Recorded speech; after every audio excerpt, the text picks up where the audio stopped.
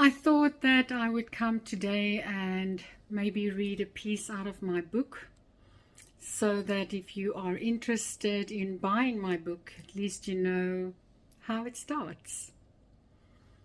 Life, Think Again. Dear reader, I am writing this book because I am now at a point in my life where I have experienced life filled with many bumps in the road, but I realized how grateful I am to have God with me every step of the way. I'm also writing this book because this is something that I need to do for myself as a way of letting go and finding peace.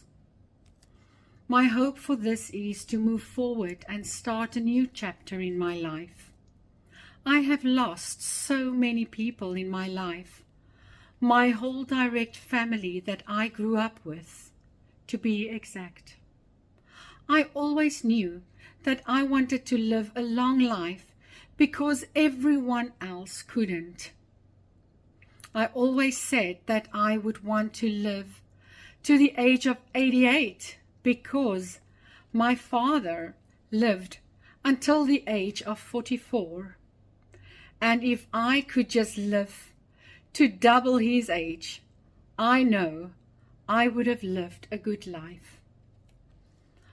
I place my life in God's hands and I pray that He will grant me my wish to grow old with my children and my grandchildren.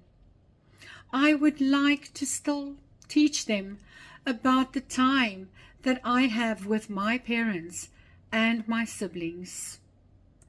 There are so many thoughts that brought me to this day. We sometimes think, why, God, are all these things happening to me?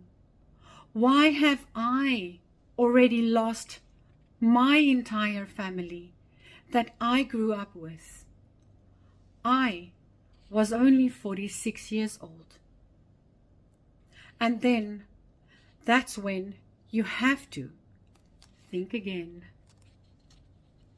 Stand back and look at what God has blessed you with already in your life.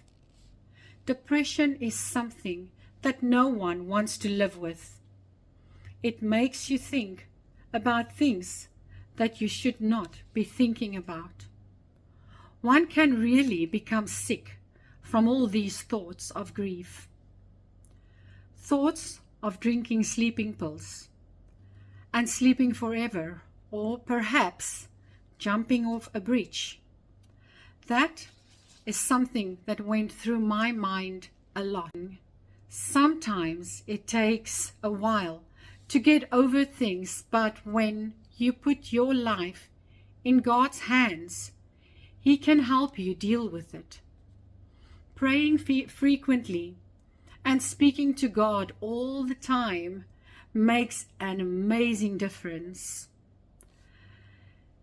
In my many years of this earth, on this earth, I have learned that when the Lord calls us home, we go. No matter the struggles, no one can stop it.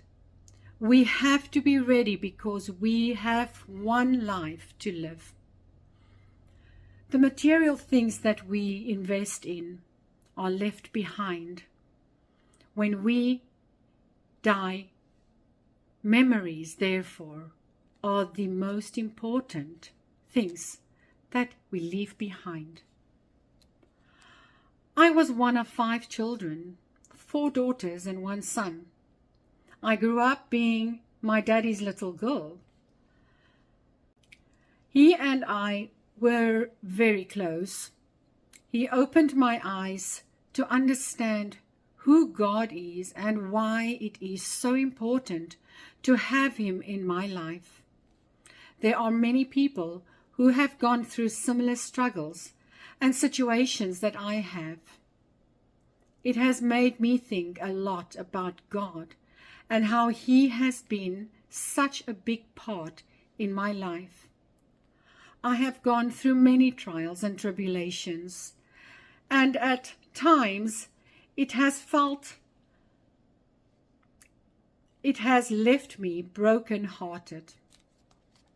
Today marks the day of my mother's 9-year anniversary of when she died of a bleeding stomach ulcer. I miss her terribly today. I miss them all terribly today. That's when God put the idea in my head to write down my thoughts. So here it goes. I am going to write the story of my life. On days like today, I don't just miss that one person who died, but I miss every family member that I lost in my life. So let me start from the beginning, and then it will go on to chapter 1. This is my life story. If you would like to read my book, please, you can buy it on Amazon. It is for free if you have Kindle. You can read it on there. Thank you for giving me the time to read a piece out of my book. God bless.